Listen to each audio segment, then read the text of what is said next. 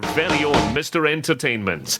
Mark Mulgrew on 107.8 Black Diamond FM. Oh, I don't know what I've let myself in for, but for the benefit of the listeners, I am sitting here now with Bert Allan. Good afternoon. Good afternoon. Oh, that's a posh voice. No, well, good afternoon. Bert is known as probably the best comedian in the country, I've got to say. I believe that. I've got to say that. You've got to say that. I've got your wages. What's a pick-up, eh? Is it a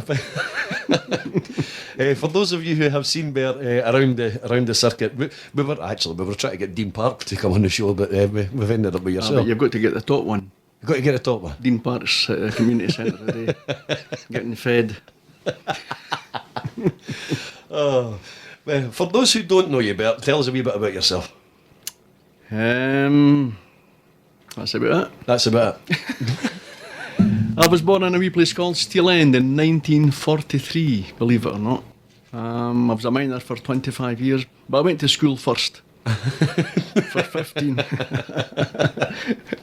And I was a miner for 25 years, and I've been a full-time entertainer for 30 odd years now. 30 odd years, but you've been doing it, I think you've just... 1963 I think I started part-time and entertaining and things like that. So just coming up for the 50 years now? Yes, next year, 50 years in the business. 50 years. 50 years. Some of us hadn't even reached that age. Well, I'm actually in the studio as well. We've got Jim Foster who's sitting in, and so if you hear any giggling in the sidelines, that'll be Jim. If you keep talking to me like that, you only reach 50 years either. Now, I've got a couple of questions lined up for you, but the first one is, where did it all start in the entertainment business? We're a wee minders club in Steel End, that every Friday night, Saturday night, there was cabaret on, and at that time, it was 3 acts every night, every Friday night. And they used to come along and they used to go up and sing, and I said, God, if they can make money out of that, I could try about taste. So that's where it started, actually. And then I was playing the guitar one night at a guy's smoker in the Woodside Hotel in Cowdenbeath. Mm-hmm. And the guy said, would you like to play here every Friday and Saturday? I said, brilliant. And it was £3 a night at that time. £3 a night. I thought I was a millionaire, because I was only getting about £8 a week at the pit, in the pits and that. So. And at that time too, just before that, I was played with Stennismuir and goals for Stennismuir, and I was getting about £4 a week with them too. But I can't mind they were getting a winning bonus. So you were a professional footballer? Yes, I was. I was the first player to be put for Scotland for Stennismuir at the age of 18-year-old. Huh? Reserved to Cruikshanks of Hearts.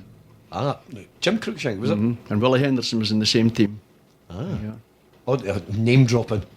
No, he mentions my name too, you see. Does he? Aye, he does. I talks about you quite a lot. Twice I got picked for the Scottish Miners, but I never got a cap. I got 2 pit helmets. The one thing about you, Bert, is that you just never know what you're going to get. Well, you better switch off it now. Now, 50 years, obviously, it's taken you all over the place. And you said you started off as a musician, but a guitarist. Aye. Oh, sorry. A 3-chord trick guitarist. You were actually saying off here when you were chatting to Liz there that you did a bit of country and western. I played country western for years and years. I did the Grand Ole Opry in Glasgow 2 or 3 times, and it was all country western. Johnny Cash. I love Johnny Cash, and I love country western.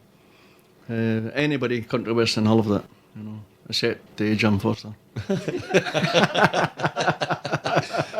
Well, I've got to agree. Yes, I know. You've got to hear him, Jim. No, didn't let him in. I've been told not to turn the mic on. Oh, it's like, Jesus. So it was country and western music, but where did it develop into comedy?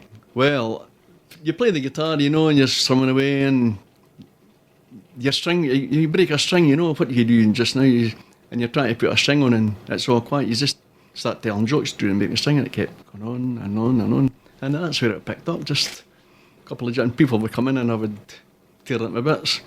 And in fact, I've been barred out of a club for about 30 years. Tell us about that. Well, I was in a club. I better not name the club because I might get taken up for this.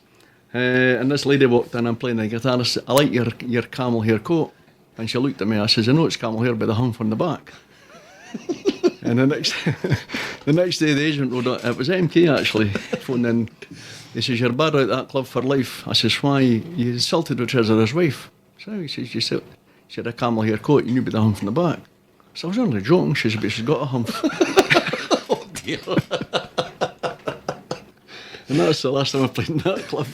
I suppose in fairness, there's a danger in comedy saying the wrong thing and upsetting But people. I seem to know who I can pick on.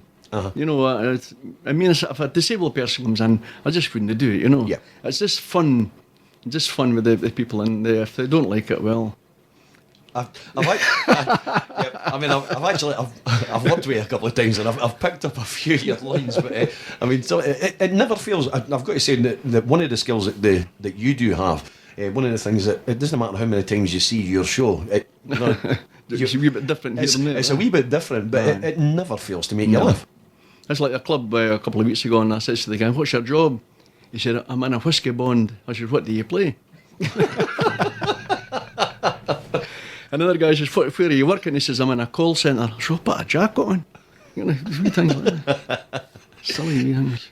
So, I mean, where does it come? That's a gift, actually. And do you like this in the house? Oh, definitely. Aye? My fourth wife. That's my fourth wife. You were telling me that you lost your first wife. Aye, she fell down a wishing well. I never knew the word, actually.